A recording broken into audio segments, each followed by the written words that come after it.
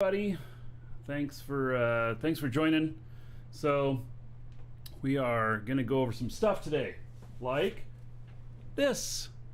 Yeah, so I have a whole bunch of memorabilia. This is the third video in this series where I'm basically going over the stuff that I've got. I've got a lot of stuff. I've been in the video game industry for a lot of years, and it's been wonderful, but you know, it's yeah, it's good. So okay, let's see here. So I have like I said, I've been in the video game industry for a lot of years, and the here, let me take my headphones off. I don't need these on. We're not playing video games.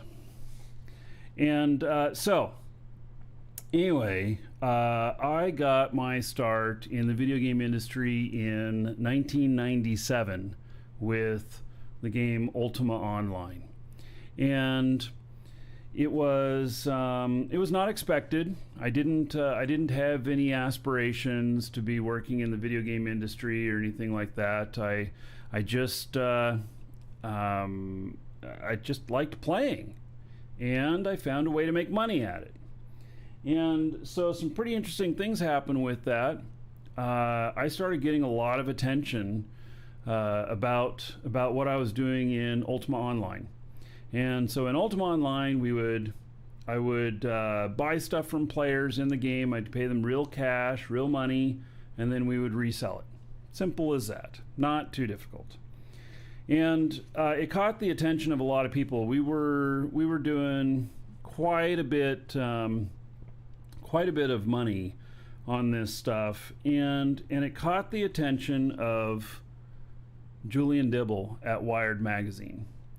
And he spent a little bit of time with us, and did some interviews and everything, and he figured up that the 79th richest nation on earth was in Ultima Online. And so and that was based on the sales numbers that we were doing. Now, I don't know how he came up with the 79th richest nation on earth or whatnot. I mean, I don't know how, what all does that mean. And so anyway, this article in Wired magazine here kicked off a whole bunch of stuff. And so it not only kicked off, like more sales for us, it also did some other stuff. Let me see where my book is here. And I'm packing all this stuff up, by the way. I'm moving over to the Orlando area. And so anyway, it led to this book called Play Money by Julian Dibble, which you can get on Amazon. Actually, exclamation point Play Money if you're watching live. And we had him in our as a trader with us for a year while he was writing this book. And what is this? I just found some paperwork in here. Yeah, I can't show you this. It's court documents. So yeah, like court stuff. So I think what I did was I went and took this book with me while I was at court and was reading it, or something like that. That's going to be my guess. So anyway, I guess I'll just put this back in the book as a piece of that history. Oh, wow. This takes me way back. That was my bus ticket. Wow. I worked for TriMet for a few years. I drove city bus for them. I really enjoyed working there. I had to quit though because I got assaulted 5 times in 4 years, and I decided that it was good for my health to leave. But yeah, so this is an old bus ticket from back when I lived in Portland. Anyway, back to this book. So this book, Julian Dibble embedded himself with our brokers for a year, and it's Play Money, or How I Quit My Day Job to Make Millions Trading Virtual Loot. Well, he never made the millions, but he did make money, and he documented his experience. He wrote about it and everything, and so we had a group of, I think, 7 of us that I organized together, and we had kind of this, we had our guidelines that we all followed and everything, so that we were all consistent, so that we were not taking fraud and other stuff. And so we included him in our group for about a year. And then he wrote this book. And so this book is about that experience. And so a lot of this book is about his time with me and with other of our brokers. And oh, here's more paperwork in here. What is this? I'm finding all kinds of stuff in here. Oh, jury information. All right. So maybe I was on jury duty. Oh, there's even more paperwork in here. I'm finding even more in here. Let's see what this is.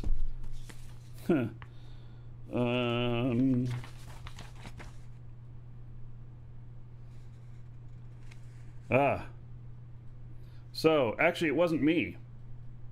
It was one of my staff. He must have taken the book to read it back in 2006. Yeah, so this was his excuse note to give to his employer that he actually showed up at jury duty.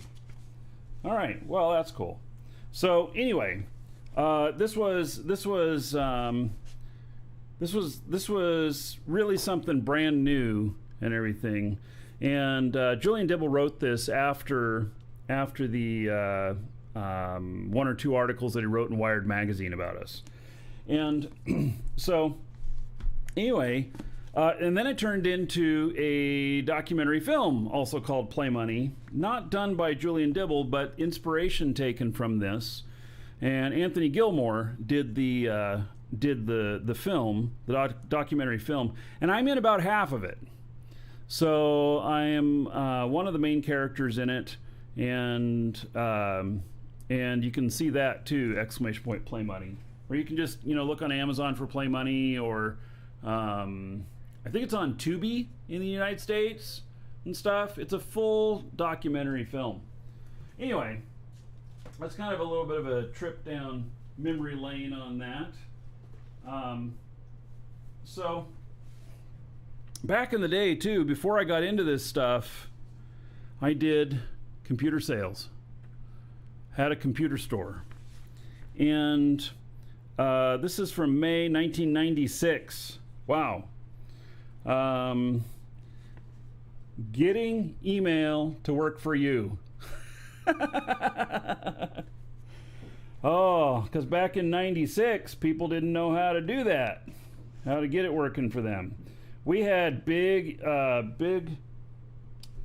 advertisements in here. In fact, I think that, well, okay, I'm not seeing where it is here. I know that I probably kept this because we had our advertising in here. But man, this was back in the day, and man, I remember all this stuff. I told you all about the stuff a little bit yesterday, or in the last video, about how I got everybody so upset with me and everything. So, and look at some of this stuff. a CD writer for $1,000. Wow. $1,000 to be able to write to CD. Wow. Yeah. Yep. 16-bit sound card, $59. 64-bit PCI video card, $79. Max resolution, 1600 by 1200. 1 megabyte of memory, upgradable to 2 megabytes. Supports Win95, Windows 3.1, Windows NT, OS 2. Wow. I mean, talk about a Wayback Machine. Wow. Hey, here's some hard drives. So, 420 megabyte Seagate, $179. 1.6 gigabyte Western Digital, $299. And the Intel Pentium, let's see here. I don't know. Okay, so here we go. Here's some other stuff here. So, an Intel 486 DX2, $100. That was a cheap thing then. And then all the way down to a Pentium Pro at 200 megahertz. You know, right now, like, my machine that I'm broadcasting this off of is 3.6 gigahertz, so 3600, and it has 32 cores, 64 logical, 32 cores, and this was just a single core, $1,350. So, wow, that was really something, huh? Amazing. I looked through this, and there's all my competition that I had back in the day. And here's a 5x86 Pentium killer for $14.99. It's a P75 speed for less. It's at 100 megahertz. It doesn't say. It's probably a AMD, or it could be a Cyrix processor, because we had those back in the day too. It has 16 megs of RAM. This is budget computers from back in the day. 16 megs of RAM. Wow, only 16 megs.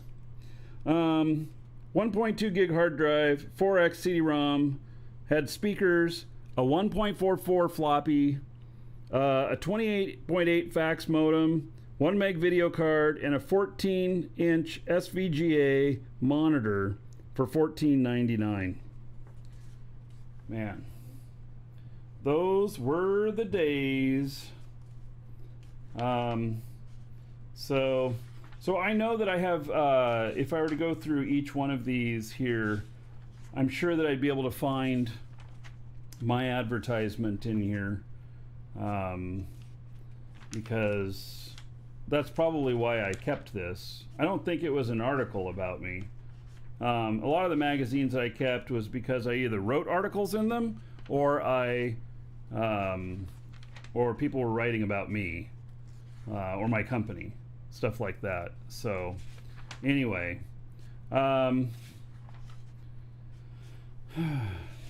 good stuff. All right, good old Computer Bits magazine from Portland, Oregon, and it was free. We paid probably we always had like 2 full pages, and we probably paid around $1,200, $1,300 a month for those pages, and it brought us in an enormous amount of business. So it was really good. So let's just continue on with some of the magazine stuff. PC Gamer. And I had to look through some of these. So this one is from when is it from? November 2006. And So this was probably around the time that the Play Money book came out, and there's an article here that says down on the gold farm, and they're talking about World of Warcraft gold and talking to Chinese farmers and stuff. I think I mentioned in this article, which is why I have why this is in here. We didn't really buy from Chinese farmers. We bought from other players, but yeah, that was a thing. Actually, in World of Warcraft, we actually never bought and sold the gold, but we did facilitate that for other people, and it led to a lawsuit from Blizzard, which I was named in, and it's in the documentary film Play Money. A few years later, this was 2006, 2010, we announced that we were not going to do anything that violated the terms of service of any other game anymore. And that was a pivotal moment for myself and company and everything, taking the higher road. There was still a lot of money to be made in the RMT stuff, and it it led to some other interesting things. Like, let's see here. Let me see if I have a copy of this. I do. So it led to some other interesting things, and like it led to Shroud of the Avatar, us making that announcement. So when we made that announcement, I got contacted by several game companies almost the next day, because they recognized that we were doing lots of volume and sales of video game stuff, and that we were getting rid of all of the RMT stuff. And the first people to contact me was World of Tanks, and they wanted us to sell their in-game currency stuff, but on the legit market, and to use our presence on the internet to start doing that. And that was really great.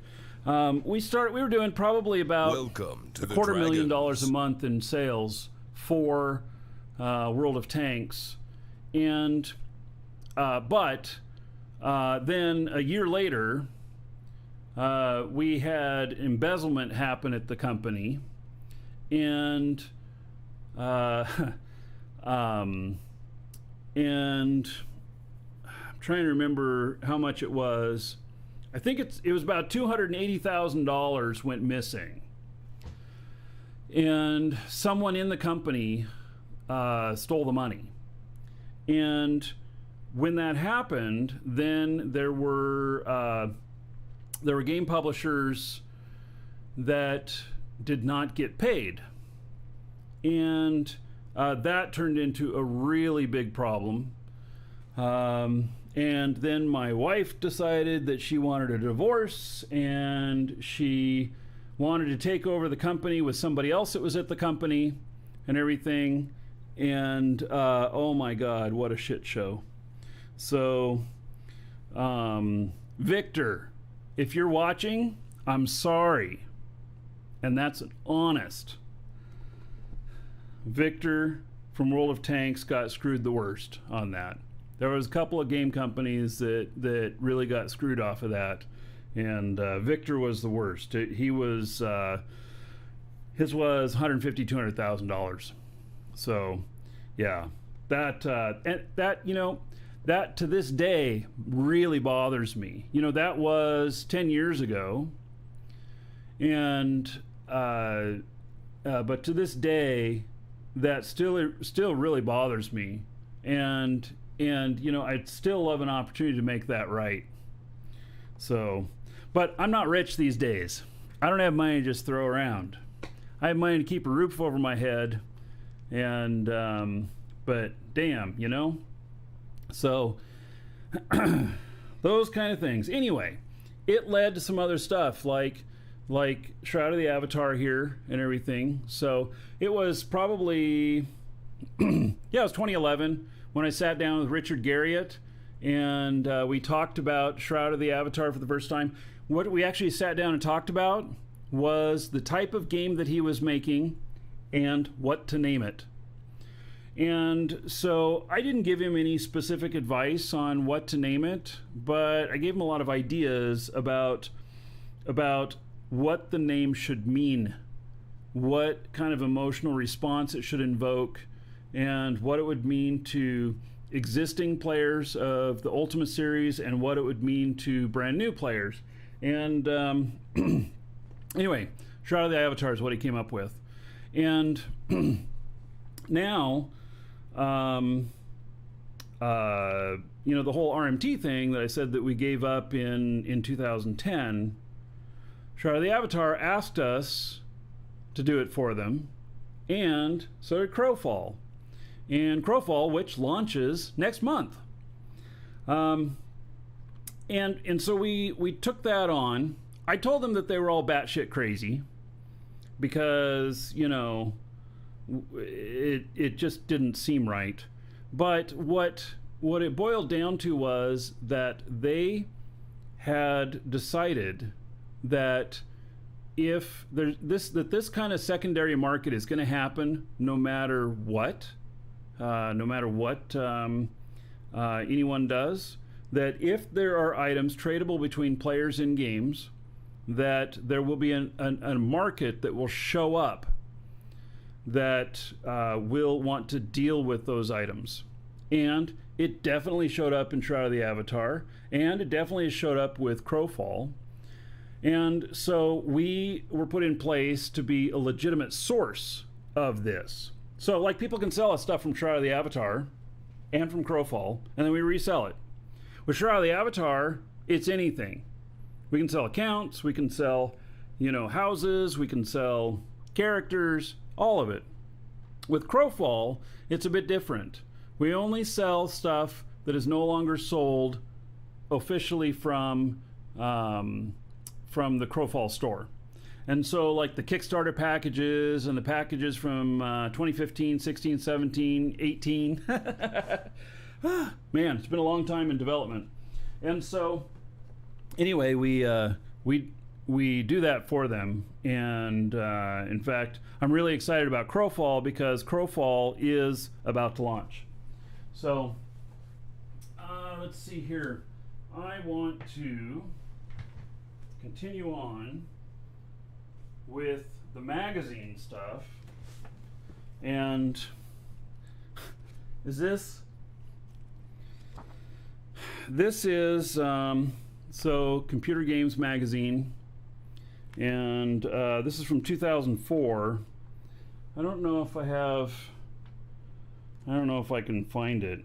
I used to write for Computer Games Magazine, and I wrote these little tiny things that were called the Nerd Herd. I didn't like the name, but it's what they called it. So anyway, I don't know where any of that is. Oh, here's an NVIDIA ad from back in the day. So yeah, Pitfall game. And so I just wrote these little things that, I don't know, they didn't really count for very much, in my opinion. It was a little bit of prestige, but, you know, it's like, whatever. I must have, this must be a good article in this or something, because I got 3 copies of this. At like $5 a piece. I must have thought I was pretty special. Oh, hey, this one's falling apart. So, PC Gamer Magazine. I never wrote for them, so there's got to be something in here that is probably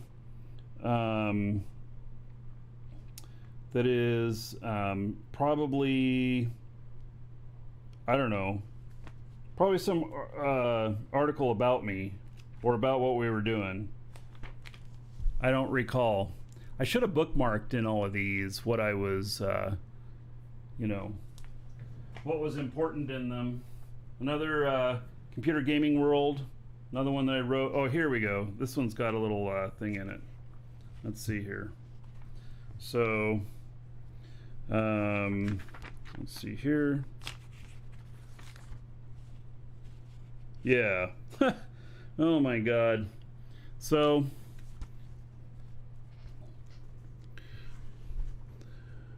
there's an old picture of me. It's right up there. And let's see what I wrote there. It says I was 32. I've aged a little bit. The idiot that stole the code should be punished. Second, what do you think about the Half-Life 2 code theft? That's the question. And the idiot that stole the code should be punished. Second, it's a reminder to everyone that you can be hacked, and hacking really can cause damages. The damages to us gamers is the delay in the game's release. That sucks. Oh my God. So, yeah, it wasn't, you know, some big articles cover page or nothing like that. It was literally like you had 35 words to answer this question. And, or so many character spaces. I can't even remember. I remember that dyslexic me thought, oh my God, this is such a pain in the ass.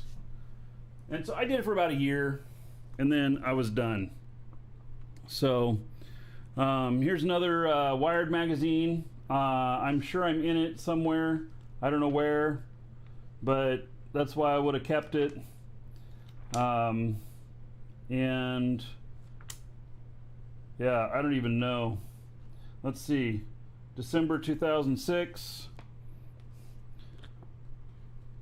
Overclock your network connection.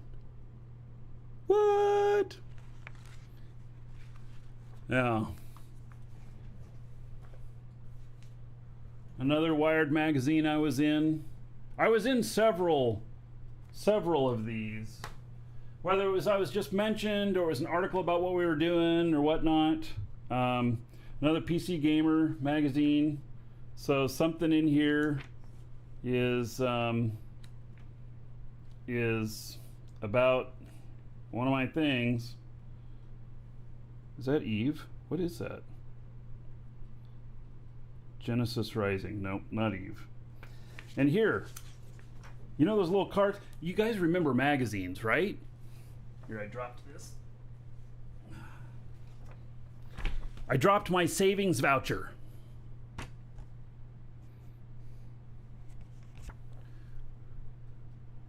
Back in the day, you get these mailed to you, and so it's like $107 is cover price, and they'll send it to you for $24.95 if you sign up for a year. Yep. Another PC Gamer.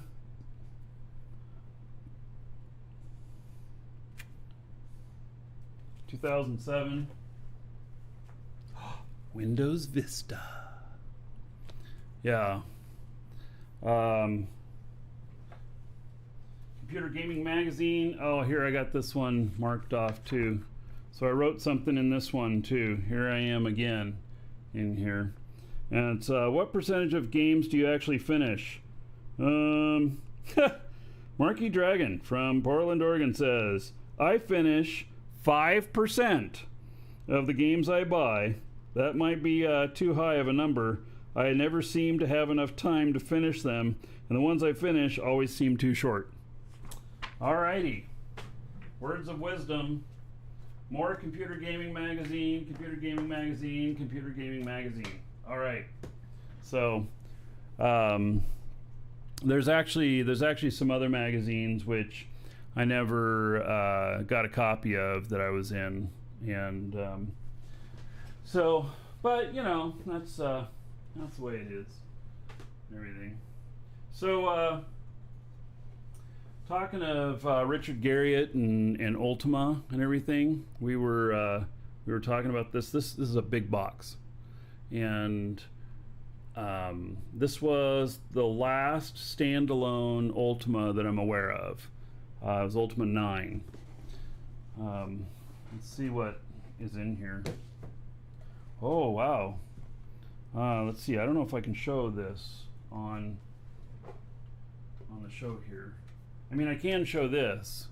So we got the game discs and everything, and then I've got an invoice here, and yeah, it just shows my old address, but anyway, I paid $50 for the game and I paid $6 shipping. This was the invoice that came with it. And then it looks like, what is this? Wow, nice piece of artwork in here. You can see that.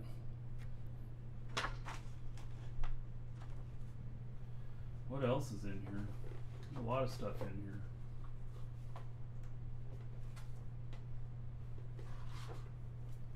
A little tiny Onk stuff, and there's some other books in here and everything. They're fake leather. Yeah. Oh yeah. Wow, haven't seen these in forever. These are Ultima tarot cards.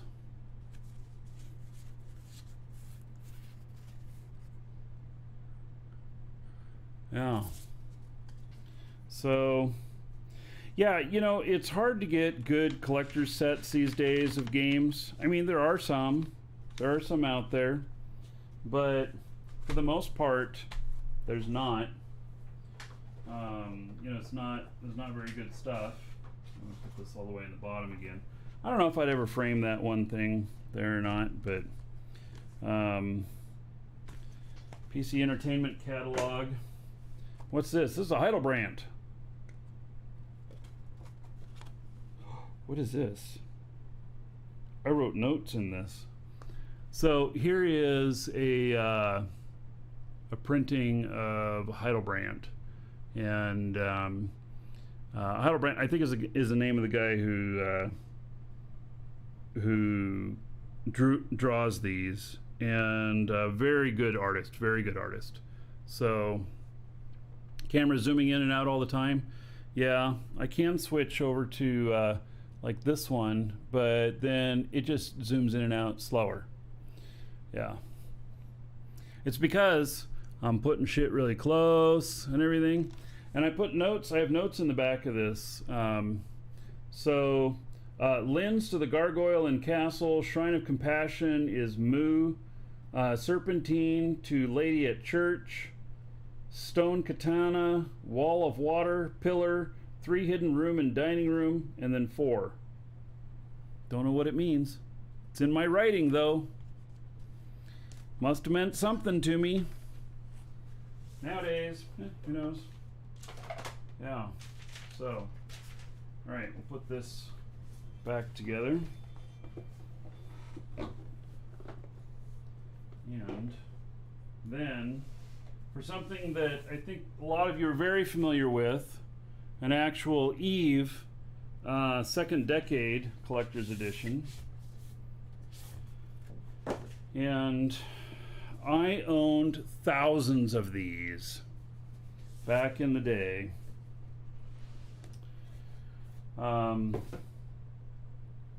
So it came with a bunch of stuff here.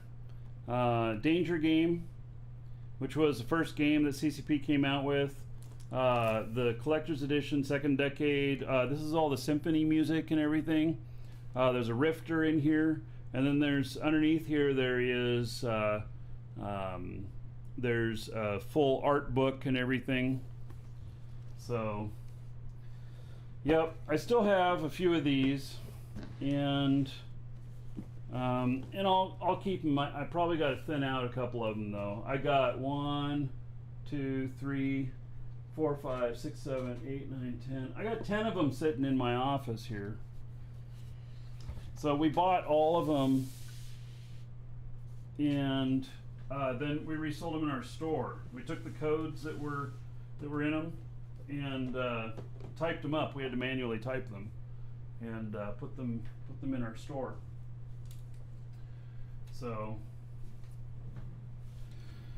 another Ultima Online book.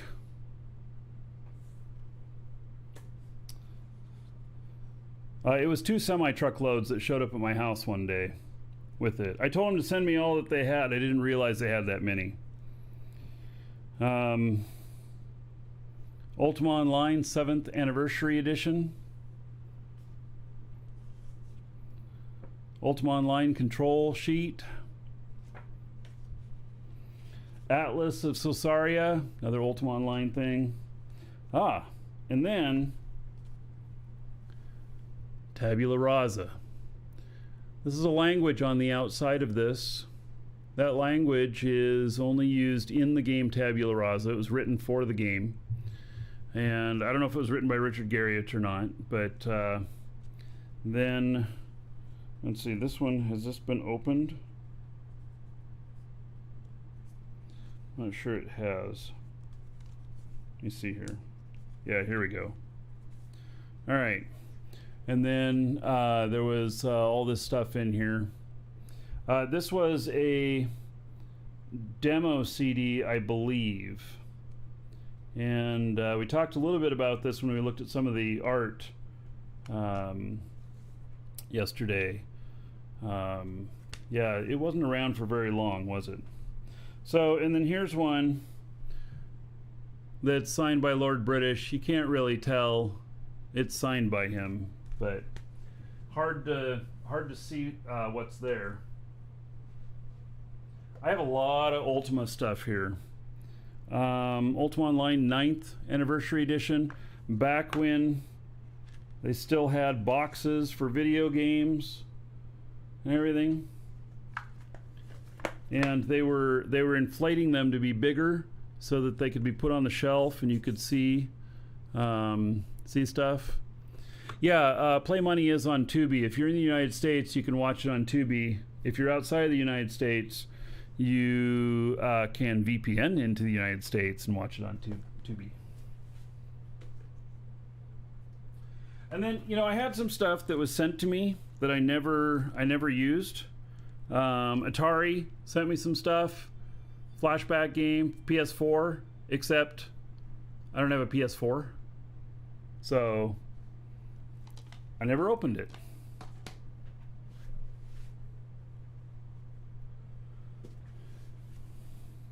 Guild Wars Nightfall.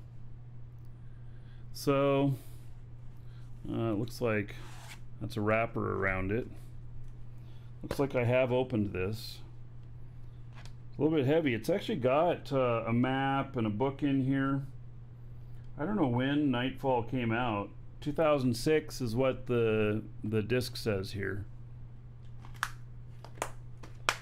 So I played a little bit of Guild Wars, but not too much. It wasn't quite my thing. Speaking of Richard Garriott, check these out. One of the times I saw Richard, him and I don't know, maybe I was at their offices in Austin or whatnot, and he gave me a couple of patches, and this is one of them. This is from his space uniform, and this is not the one that was on his uniform, but it says Generation 2 Richard Garriott. His father was an astronaut for NASA, and then here is the Russian version of the same patch. And so anyway, he trained in Russia for a year before going up to the International Space Station. Now here's a game that I remember well, Diablo 3. Now I played the hell out of Diablo 2 and everything, and really enjoyed it. And then Diablo 3 here one of the things that they came out with, probably the reason I bought it, was because they said that they were going to have a player cash market in it. So it was their answer to RMT, was that they were going to control the RMT themselves. Well, I would have to say that if they had hired me to do it, it would have worked out a lot different. Because it went up in a blaze of flames. It was not managed right. They didn't control the hyperinflation. They had all kinds of theft problems and everything. The botters came out in huge numbers and everything, and it went up in a nuclear cloud of smoke. And I wish that they had talked to me about this, because I would have been a lot more trepidatious about a game company actually supporting it in the way that they did. They thought they were going to do it big like they did with their other games and stuff, but it just turned out to be a huge problem, and they got rid of it pretty quickly. Here is the worst Ultima game. Oh, when I said that Ultima 9 was probably the last Ultima, I was wrong. Ultima Forever, Quest of the Avatar. This was produced without Richard Garriott. Richard Garriott was not involved with it at all, not one iota. And in this game, they sent it to me because they wanted me to give it coverage and everything.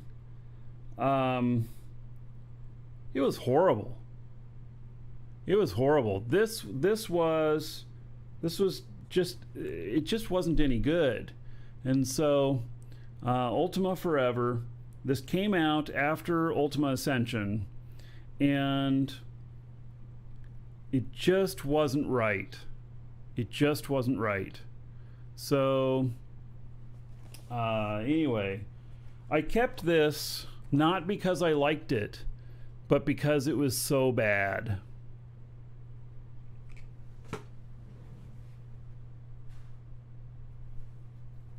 How about Final Fantasy? Yeah, we supported this in our store until a few months ago. Actually, Final Fantasy is still going, isn't it?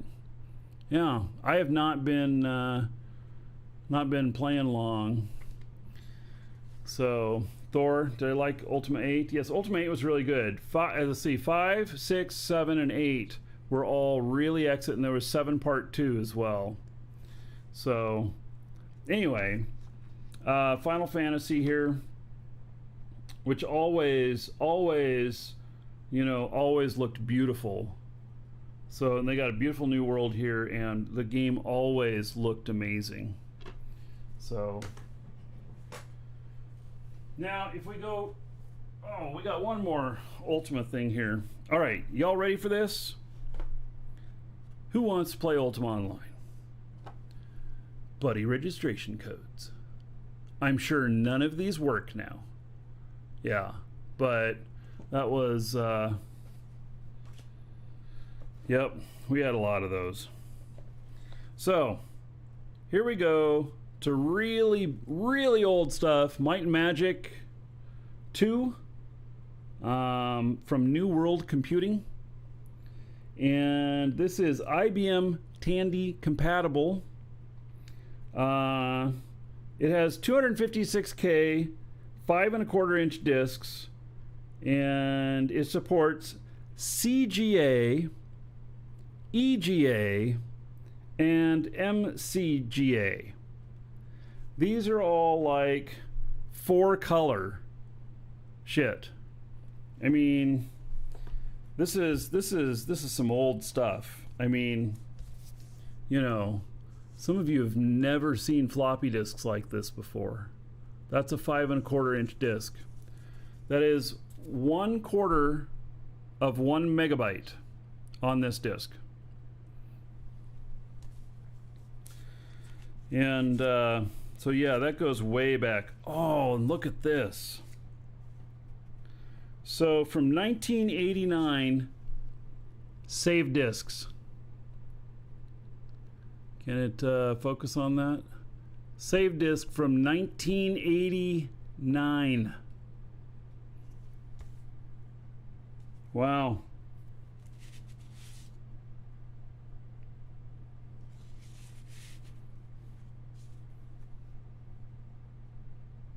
Oh, and these discs were special because they were double-sided, double density.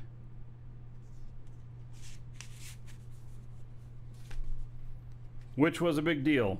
You know, we think about technology today and everything, and you know how much we welcome to the Dragons. You know what we know about it. We don't even think about, like, in the old days, that a game like this, you might not even have a hard drive.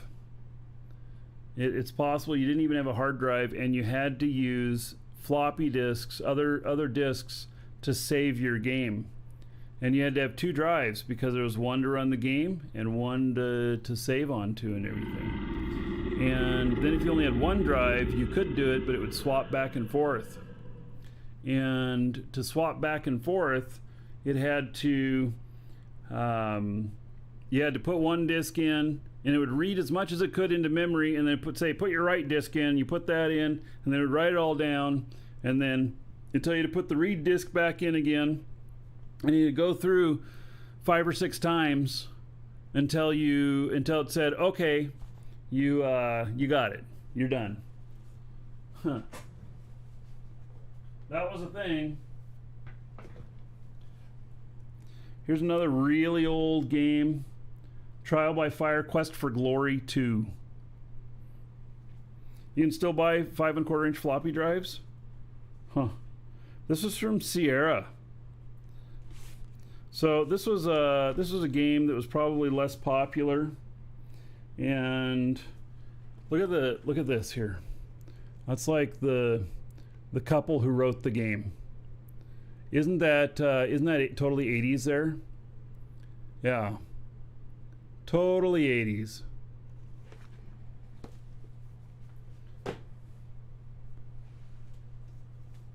Now here's a pretty interesting one. This is Star Trek Online. And this is another one that I didn't play nearly as much as I wanted. But it this was the edition, the Lifetime edition. And so basically, oh, there's an art book here and stuff, and a code. Yeah, that art book is hard to get out of there. All right, I'm not going to worry about it. So, uh-oh, I broke it. Let's see. What is this? Oh, this is cool. Here, let me see if I can get this out of here.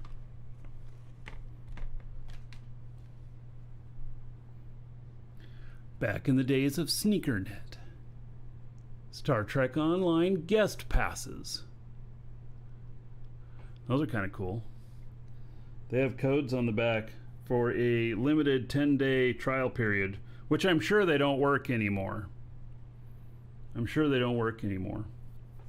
So that stuff was kind of cool. So I have a Lifetime account with Star Trek Online. And I have not played in many, many years, though. So I know it's been many years since I've been in the game. But it's a mighty fine box. I really like the box. So it's free to play at this point, yeah. So that's what I thought. And you know, there's probably something that I get something monthly or something like that because I was Lifetime. But anyway, there that is. Let's see here. It's not too much more things here. Another Play Money book. Oh yeah, look at this. So I got this Super Famicom Dungeon Master game. This was a Chinese version of the game, and Super Famicom in the United States at least equaled, I believe, Super Nintendo. And let's see if the cartridge is in here. It should be. Oh yeah, look at that.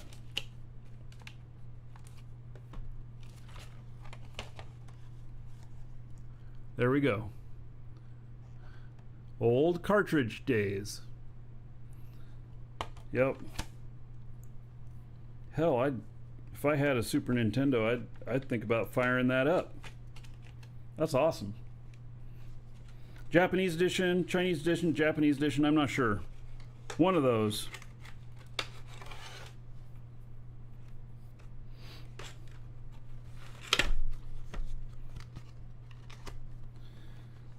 So I had that, and this was sent to me for free when I ordered another game online, and this one. So Super Famicom Ultima 6. Yeah. So I don't have the game machine anymore.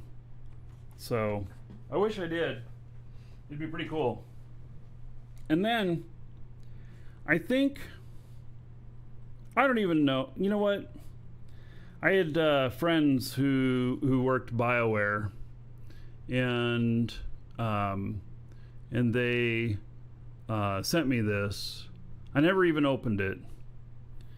So Star Wars: The Old Republic, still sealed. I don't know if that's worth anything, but still sealed, perfect condition. Maybe it's worth something. All right, a couple more things here.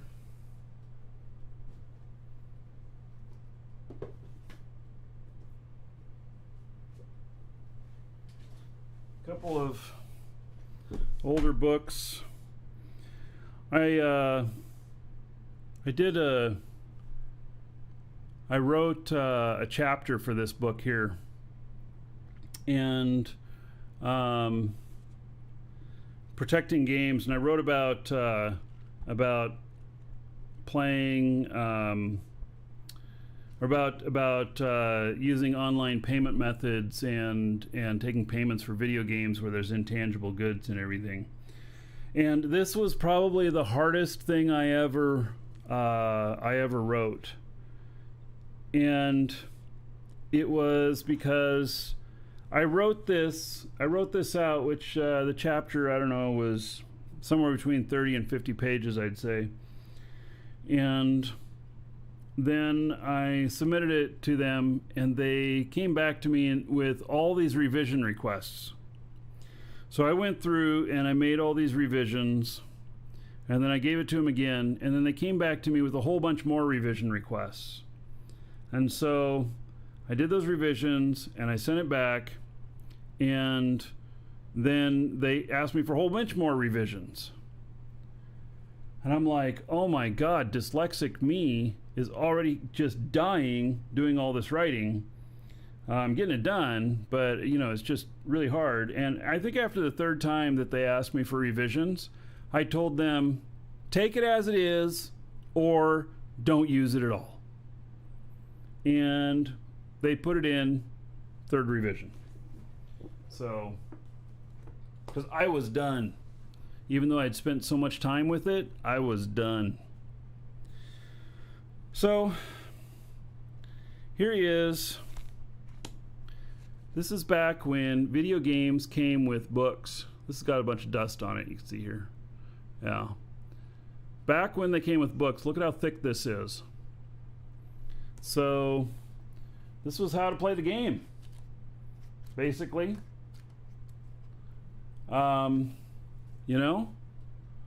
back when they put a lot into this. Man, I really hate how the video keeps freezing up on this. I don't know why it's doing that. So, and last, the extra book that I bought for Ultima Online. It's the official play guide with all the secrets for Ultima Online. And this one you had to buy extra. Oh, there's a piece of paper in here. What is this?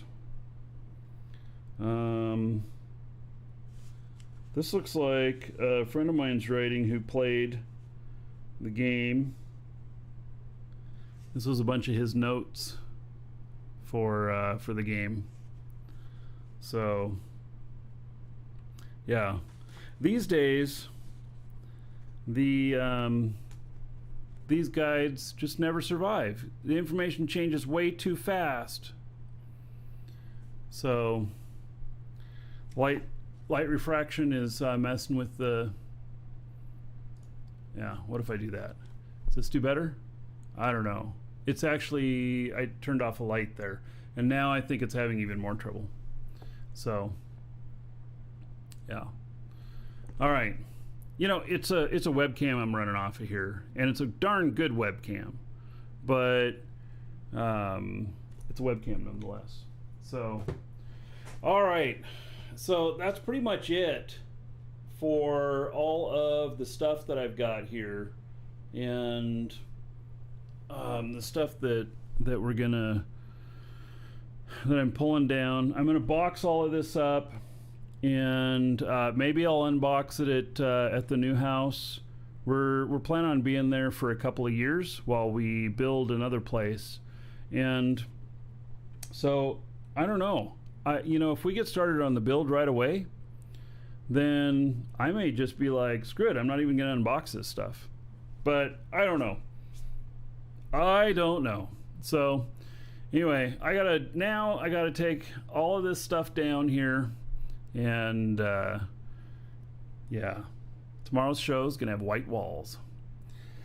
Okay, so that is it, everybody. Thank you all for being here, and yeah, I will see you all tomorrow live on the show. Take care.